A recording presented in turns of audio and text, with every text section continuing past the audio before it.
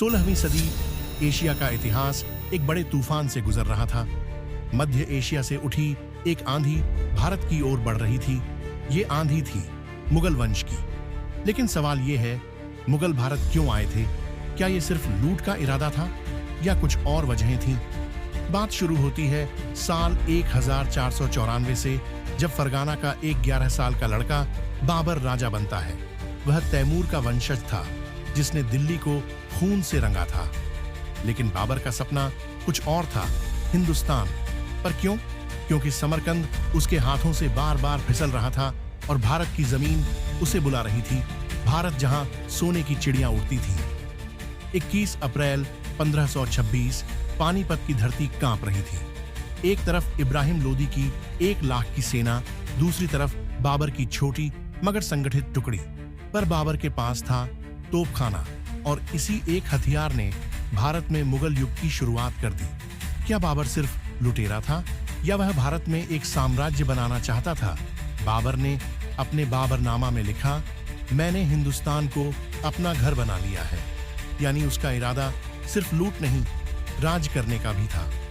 बाबर के बाद आया उसका बेटा हुमायूं, पर वो शेर शाह सूरी से हार गया और भागकर ईरान चला गया। हुमायूं के वापस लौटने तक भारत में मुगलों की पकड़ कमजोर हो चुकी थी। तो क्या मुगलों का सपना खत्म हो गया था? नहीं, असली मुगल सल्तनत की शुरुआत तो अब हुई थी। अकबर 13 साल की उम्र में गद्दी पर बैठा, पर दिल में था पूरा भारत जीतने का सपना। अकबर ने युद्ध किया, मगर फिर उसने किया धर्मनिरपेक्षता का फैसला। राजपूतों से रिश्ते बनाए, नीतियों से दिल जीते। अकबर, जहांगीर, शाहजहां, इनके बनाए महल, बाग और शहर बताते हैं कि वे भारत को घर मान चुके थे। उन्होंने यहीं प्यार किया, यहीं दफन हुए। तो क्या वे विदेशी रहे? कुछ इतिहासकार मुगलों को आक्रांता कहते हैं, तो कुछ भारत के निर्माता। सच्चाई शायद इन दोनों के बीच है। उन्होंने युद्ध किए, लेकिन एक कलात्मक सांस्कृतिक भारत की भी नींव रखी। आगरा का ताजमहल, लाहौर का किला, क्या ये सिर्फ आक्रांताओं की पहचान हो सकती है? मुगल भारत क्यों आए थे? शुरुआत में लालच था, लेकिन धीरे धीरे वह लालच मोह बन गया।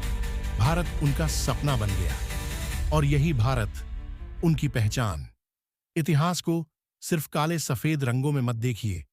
कभी कभी इतिहास के रंग इंसानों जैसे होते हैं, जटिल पर दिलचस्प।